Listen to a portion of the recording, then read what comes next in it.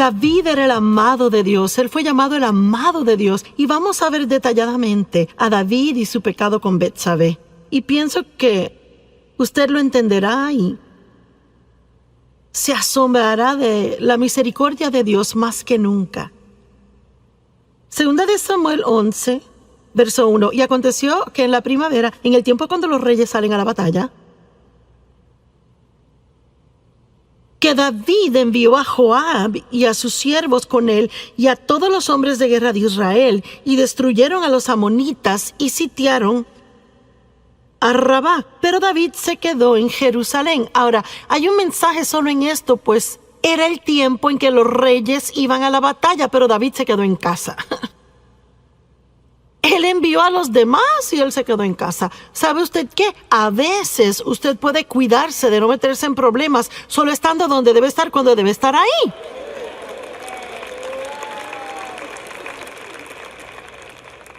Y si debería estar en la iglesia el domingo en la mañana,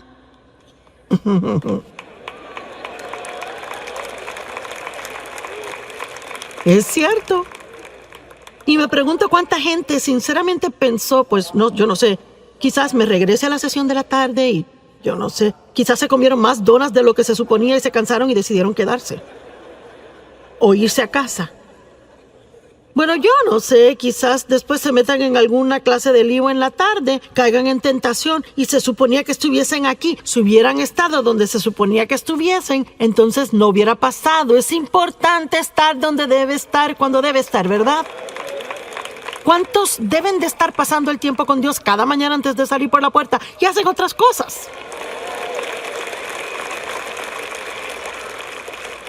¿Tiene usted alguna idea de cuánto se evitaría así durante el día? Si usted está donde debe de estar cada mañana por un cierto periodo de tiempo, y no me importa si son 5 minutos, empiece el día con Dios. No trate de empezar por sí solo, porque si empieza por sí solo, no le va a gustar cómo el resto del día le salga. Nuestra fuerza se encuentra en Dios. Y una tarde, verso 2, David se levantó de su sofá y estaba caminando en el techo plano del palacio del rey, y de allí vio una mujer bañándose. Yo nunca me he bañado en el techo, pero aparentemente ellos lo hacían. Y me imagino que era un lugar bueno para bañarse, yo no sé. Y ella era hermosa en apariencia, y yo no sé, quizás David sabía que las damas se bañaban en los techos. Y quizás por eso fue a caminar en el techo, yo no lo sé. Pero de todos modos, tampoco me he ido a caminar sobre un techo. Así que puede que haya cosas más allá de lo que reconocemos. Y David envió palabra e inquirió acerca de la mujer, y alguien dijo, pues ¿acaso no es Betsabé, la hija de Eliam, la esposa de Urías el heteo? Así que no hay engaño aquí. David sabe que es casada. Él sabe que ella le pertenece a otra persona. Él no está donde debe estar. Él no estaba fuera en batalla. En la época del año, cuando los reyes salían a la batalla, él se quedó en casa. Él estaba en el techo, mirando al techo de ella. Yo no sé. Se lo dejo a usted y al Espíritu Santo. Pero encontré el verso 4 y es interesante. David envió mensajeros y la tomaron. ¿Qué significa eso? Bueno, no dice que fue de acuerdo mutuo. Dice que la tomaron. Eso no me suena tan bien a mí. Me suena a mí como un abuso de su poder. Cuando ella llegó a él, él se acostó con ella, y ella, cuando se purificó de su inmundicia, así que estaban viviendo bajo las leyes de la época, y aparentemente en esta situación, ella como mujer casada, teniendo sexo con él, la hacía ella inmunda, y ella tenía que pasar por ritos de purificación antes de regresar a casa. Bueno, ¿sabe qué? Su pecado siempre le encontrará. La mujer concibió y mandó palabra y dijo, estoy embarazada.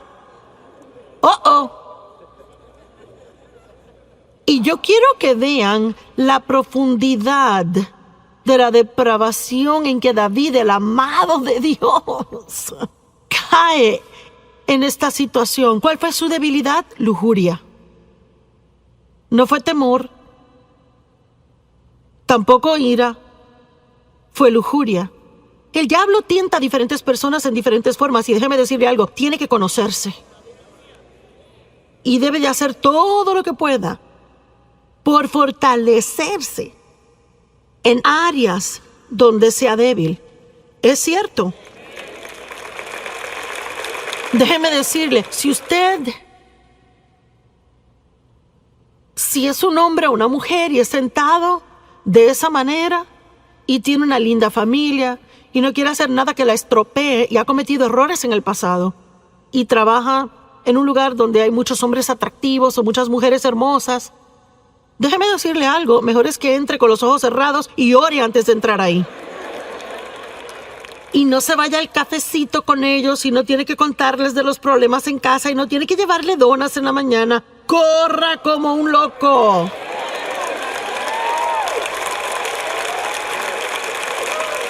Y pasa, ¿verdad? ¿Cuántas personas dicen cómo terminé aquí? ¿Y cómo pasó esto? Pues poco a poquito. Unas muy diminutas dosis de engaño. Y hacemos unas muy pequeñas concesiones sin prestar atención a lo que el Espíritu Santo está diciendo cada paso del camino. Y luego, sin darse cuenta, está metido en un gran lío y termina perdiendo cosas en su vida que eran muy preciosas para usted. ¿Verdad? Seamos más inteligentes de lo que hemos sido en el pasado. Amén. Verso 6. Luego David mandó a llamar a Joab diciendo: envíame a Urías el Eteo. Y David mandó a llamar al esposo de ella. Y Joab envió a Urías a David. Y cuando Urías vino a él, David comienza a hablarle de cosas a él, porque él tenía un plan aquí. Él quería meterlo en su casa, a pasar un par de noches con su esposa, con la esperanza de que tuviera sexo con ella, y entonces, aparentemente, ella se embarazaría por él, y David quedaría libre del todo. Y vemos confabulación, engaño, pecado sobre pecado sobre pecado. Y cuando Urías vino a él, David preguntó: ¿cómo está Joab? ¿Y cómo está el pueblo? ¿Y cómo progresa la guerra? No que le importara nada de eso, era una conversación inútil. Y David dijo a Urías: bueno, desciende a tu casa, lava tus pies, pasa un tiempo en casa. Urías salió del palacio del rey y un regalo fue enviado de parte del rey para él. Mire, déjeme darle hasta un regalito. Pero Urías, quien obviamente era un hombre de integridad, de un hombre leal, un hombre de carácter, él durmió a la puerta del palacio del rey con todos los siervos de su señor y no descendía a su casa. Cuando se lo contaron a David, mira que Urías no descendió a su casa. David dijo a Urías: ¿no acabas de llegar de una larga jornada porque no te fuiste a tu casa? Aquí vemos el carácter de Urías. Urías dijo a David: el arca de Israel y Judá está morando en chozas, refugios temporeros, y mi señor Joab y los siervos de mi señor están acampando en el campo abierto. ¿Debería yo ir a mi casa y comer y beber y acostarme con mi esposa? Por tu vida y la de tu alma, yo no haré esta cosa. En otras palabras, está diciendo: mis hermanos están allá sufriendo. El arca de Dios ha sido capturada. El nombre de Dios es profanado. Yo no puedo irme y disfrutar cuando todos los demás aún tienen dificultades. No lo haré.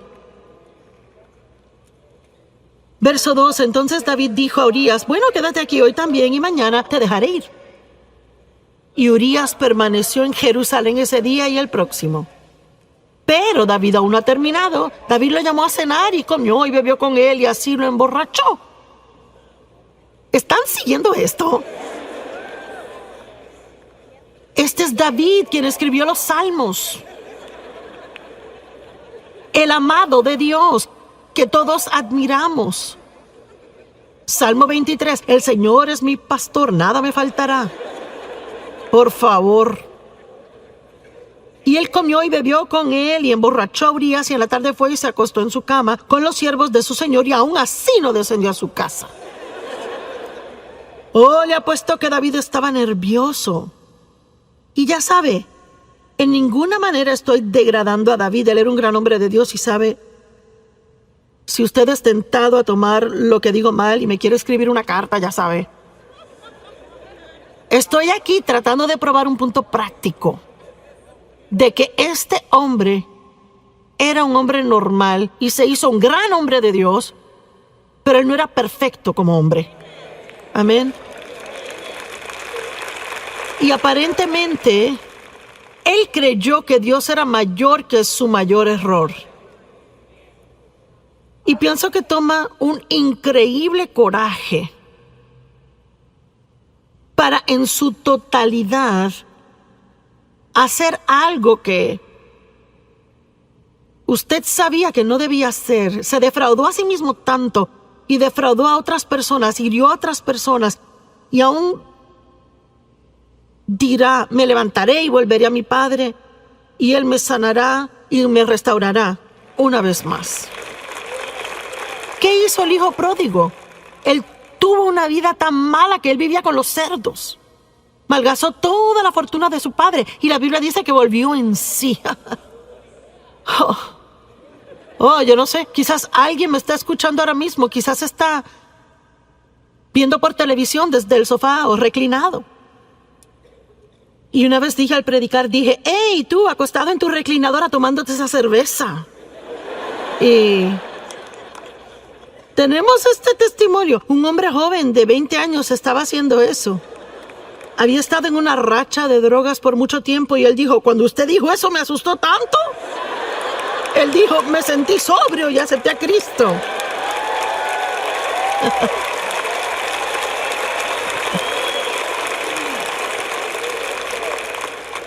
Así que sí, Dios puede parar una conferencia entera como esta solo para hablarle a usted. Y dejarle saber que no es demasiado tarde, que puede tomar una buena decisión ahora mismo y empezar a deshacer los efectos de todas las malas decisiones que tomó en el pasado. Amén. Dios está en el negocio de dar esperanza a otros, no condenarles. Y les repito, no estamos alivianando el pecado. Tenemos que estar muy arrepentidos, rápido para arrepentirnos, estar muy compungidos por las cosas que hemos hecho mal. Y Jesús es la solución al pecado.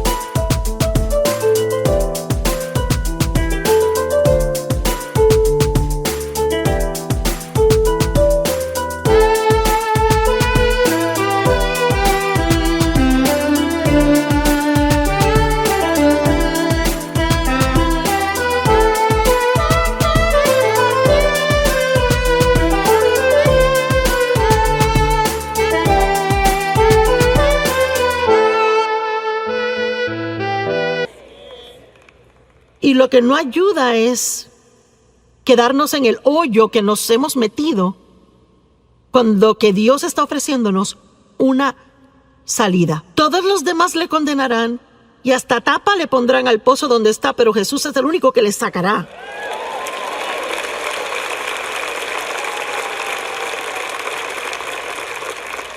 Y él escribió, David escribió una carta a Joab y la envió con Urías. Escribió en su carta, verso 15: pon a Urías en la fila de enfrente en la batalla recia y déjalo ahí a fin de que sea herido y muera. ¡Guau! Y sabe, he leído esta historia de David una y otra vez y es que nunca lo leí despacio como para ver esto bien y poder ver cuán asombroso Dios es y cuán misericordioso Él es. Y luego pasó todo un año y no se arrepintió. Ni siquiera se arrepintió hasta que el profeta lo confrontó contándole una historia. No voy a entrar en la historia. Y él realizó que él era el hombre en la historia de quien se trataba. y de momento fue confrontado. Y sabe, a veces podemos pecar terriblemente y podemos engañarnos tanto, podemos estar bajo tantas capas de excusas, ¿verdad? Y ya no encaramos lo que anda mal. Y quizás usted necesita hacer eso hoy. Quizás debe de dejar de poner excusas. Quizás debe dejar de culpar a otros. Y debe simplemente ver cara a cara la fealdad de lo que ha hecho. Pero eso no es algo malo, eso es algo bueno. Porque ese es un lugar de nuevos comienzos.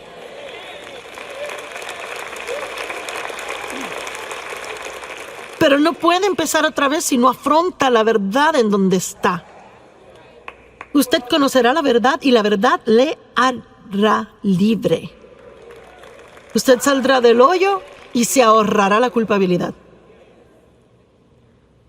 Bueno, y mire cómo David llegó a ser uno de los grandes héroes de la Biblia. Cuando uno piensa en David, uno no se acuerda de esto. A mí ni me gusta tener que pararme aquí y sacar esto porque me gusta el cuadro que tengo de David aparte de esto. Pero esto muestra cuán asombroso Dios es y espero imparte esperanza a muchas personas que se encuentran en una mala situación y que han creído las mentiras del diablo de que ya es demasiado tarde. Pero hubo consecuencias de ese pecado y no quiero decir que no las hubo. La Biblia actualmente dice que David ya nunca estuvo sin guerra en su casa después de esto. Así que hubo definitivamente consecuencias. Y eso es lo que debemos recordar del pecado. El pecado siempre es perdonado. Dios siempre perdona y usted puede siempre ser restaurado en comunión con Dios. Pero eso no quiere decir que siempre pueda evadir todas las consecuencias de las cosas malas que ha hecho. Y honestamente, yo ni sé si deberíamos querer eso tanto. Pienso que a veces deberíamos decir, ¿sabe, Señor, qué? Estoy tan agradecido que me has perdonado y estoy agradecido de que me amas y estoy agradecido de que tengo comunión contigo y que no tengo que sentir culpabilidad. Pero no creo que sea algo malo que tenga estas consecuencias porque quizás me ayudarán a recordar no hacerlo de nuevo en el futuro.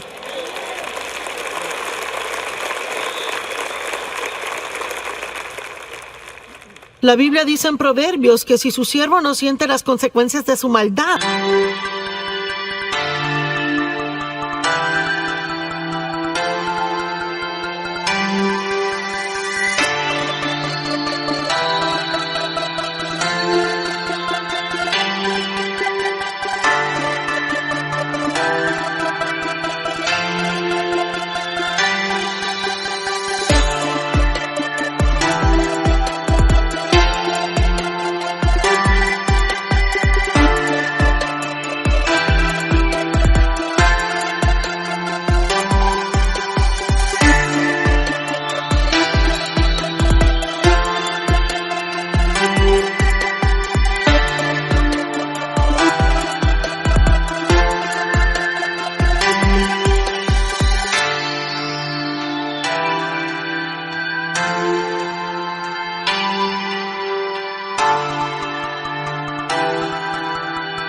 Él lo hará otra vez. Por eso no se puede criar hijos y nunca permitir consecuencias por algo que hicieron mal y esperar que se comporten solo porque uno les dice. Yo siempre le daba a mis hijos mi palabra primero y si eso no funcionaba les tocaba las circunstancias.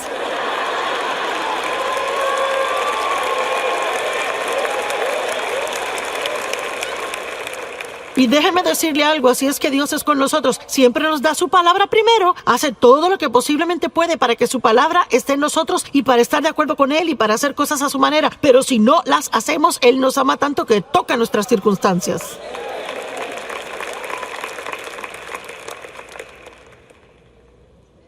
¿Qué tal Pedro? Vaya. Pedro, su debilidad era el temor. Moisés se enojó. David tuvo lujuria, Pedro temor. Pedro negó a Cristo 3 veces. Mintió 3 veces. Y luego se convirtió en uno de los más grandes apóstoles en la Biblia. Y un hombre respetado. Y escuchamos sus enseñanzas, leemos sus escritos. Dios lo usó en gran manera.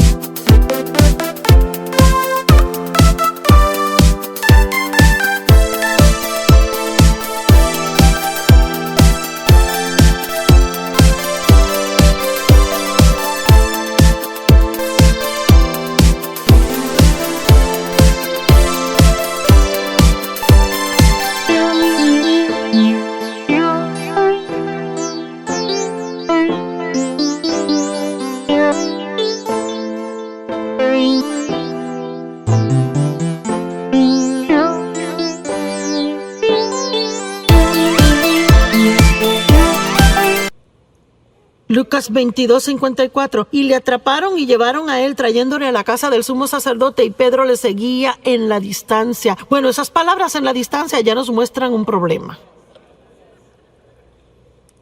Vaya, en cuanto hubo problemas, Pedro se echaba para atrás y seguía con distancia. No quería que nadie supiera que él conocía a Jesús. ¡Hey! Usted tiene que ser cuidadoso al estar en el mundo y tratar de seguir a Jesús de lejos. Vamos, hay un mensaje aquí para alguien. Uno va a la iglesia domingo en la mañana y es bien cristiano y cuando está con amigos cristianos.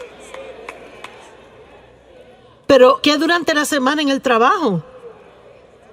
Con sus amigos no cristianos, ¿cómo se comporta cuando está sentado a la mesa del almuerzo y alguien quiere hacer un chiste sucio? Vea. O cómo se comporta si se encuentra en la mesa comiendo en medio de un montón de chisme de la oficina. Bueno, yo ni voy a tocar eso, sigo. Usted sabe de lo que hablo, ¿verdad? Entonces podemos comenzar a seguir a Jesús a distancia. No queremos vernos religiosos. Y cuando hicieron un fuego en medio del patio y se sentaron, Pedro se sentó en medio de ellos. Y antes que nada, el Salmo 1 dice: no se siente a descansar y relajarse donde hay mofadores. Tiene que ser cuidadoso con quien se sienta. Entonces una sierva vio a Pedro y dijo: ese hombre andaba con él. Pedro lo negó diciendo: mujer, no le conozco. Mentira número 1. Y un poco después alguien más le vio y dijo: sí, tú eres uno de ellos. Y Pedro dijo: hombre, no soy yo. Mentira número 2. Y después de un intervalo de casi una hora, aún otro insistió diciendo: ciertamente estuvo con él porque es Galileo. Pero Pedro dijo: hombre, yo no sé de qué está hablando. E inmediatamente, mientras estaba hablando, cantó el gallo. Que Jesús ya le había dicho que cantaría y que él le negaría 3 veces. Y Jesús dijo: Pedro, he orado por ti. Pero en lugar de decir: oh, gracias Jesús, lo necesito, yo soy débil y sin tu ayuda me desborono. En lugar de eso, Pedro dijo: yo nunca haría eso. Yo nunca haría eso. Es que yo moriría contigo. Ahora vea, hay muchas cosas en esta historia, pero yo creo que una de las razones por las que Dios dejó que esto pasara es porque Él quería. Pedro tenía que conocerse. Vea, a veces pensamos...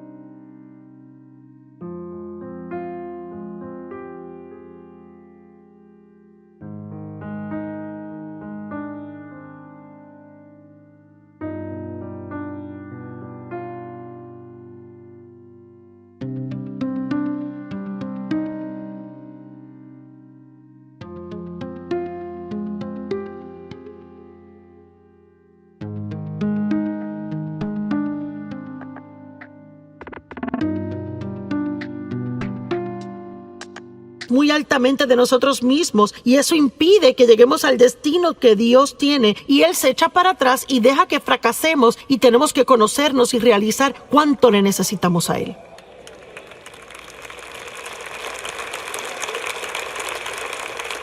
¿Están aún conmigo? No se están perdiendo, ¿verdad? Bueno, aquí tengo 10 minutos más, presten atención.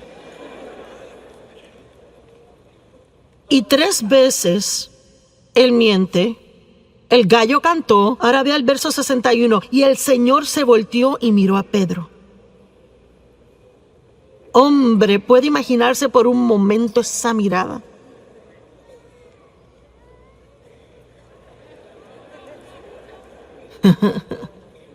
¿Sabe? Es como la mirada de su madre.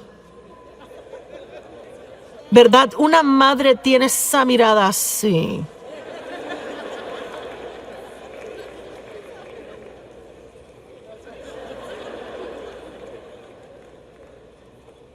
Pero yo no creo que Jesús miró a Pedro con una mirada de ira. Yo pienso que la mirada en sus ojos probablemente era triste, de convicción, pero también amorosa.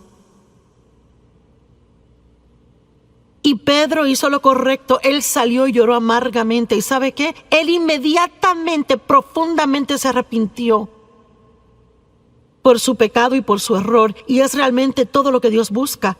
No tomamos el pecado livianamente, profundamente nos arrepentimos. Me duele tanto cuando pienso que he defraudado a Dios. Pero soy lo suficientemente inteligente para saber ahora que tengo que caminar y salir del pozo.